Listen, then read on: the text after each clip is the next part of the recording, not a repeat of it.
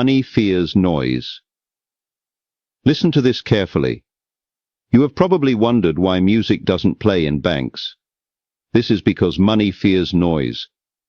I have never seen billionaires in clubs where music is playing with deafening volume. They sit in clubs with low jazz music as they discuss business deals. Whenever you see people dancing and sweating profusely to high-volume music, just know that money is very absent there, except for the owner of the club. When you see someone bragging about how rich they are, showing off their belongings, just know that money is soon divorcing them, for money fears noise. Money is introverted. Whenever a family begins to fight, money begins to grow wings.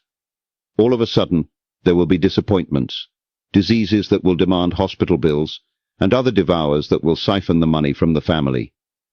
If you want to create a conducive atmosphere for money, just maintain peace, and money will reside there.